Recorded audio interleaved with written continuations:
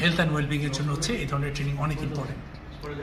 আচ্ছা, আপনার কাছে যদি পরামর্শ চাওয়া হয় আজকের সেশনে আমরা বলেছিলাম যে কিভাবে উইনার ট্রায়াঙ্গেলে আমরা থাকবো।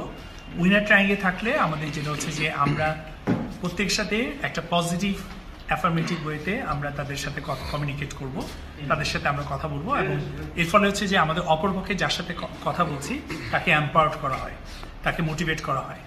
দ্বিতীয় যে পয়েন্টটা হচ্ছে আমাদের প্রত্যেকের মধ্যে যে ইগো স্টেজগুলো আছে, আমাদের parent ego stage, child ego stage এবং অ্যাডাল্ট ইগো স্টেজ। সেই ইগো স্টেজের মধ্যে আমাদের উপরে দুটো ইগো স্টেজ, আমরা যদি প্যারেন্ট বা চাইল্ড, কোনোটাই কিন্তু আমাদের জন্য কোনো হেলদি কমিউনিকেশন বা হেলদি ইগো স্টেজ না। সেই কারণে আমরা কিন্তু সবসময় আমাদের ইগো স্টেজের মধ্যে আমরা অ্যাডাল্ট ইগো স্টেজ আমরা করবো, কারণ অ্যাডাল্ট টু অ্যাডাল্ট কমিউনিকেশনটা একটা স্টেবল কমিউনিকেশন হয় এবং এটা আমাদের জন্য রেজাল্ট দেয়।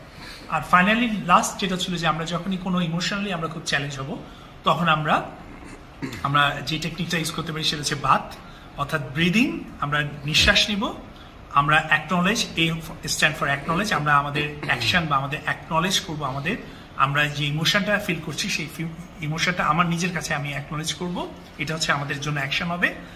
আর 3 নাম্বার হচ্ছে গিয়ে থিঙ্ক, আমার চারপাশে কি হচ্ছে, বা কেউ যদি আমার সাথে রাগারাগি করে তার চারপাশে কি হচ্ছে সেই জিনিসটা আমরা বোঝার চেষ্টা করবো, যে তার জন্য কেন সে এই রিঅ্যাক্টটা, বা কেন সে রেগে যাচ্ছে, বা কেন তার আনহ্যাপি হয়েছে, বা কেন সে ফ্রাস্ট্রেটেড, বা কেন সে স্যাড হচ্ছে ওই মোমেন্টে, সেটা কিংবা যদি আমার জন্য হয় তাহলে আমি সেটা চিন্তা করার চেষ্টা, আমার পেছনে কোনো কিছু হচ্ছে কিনা, বা আমি কোনো জায়গায় আমি চ্যালেঞ্জ কিনা।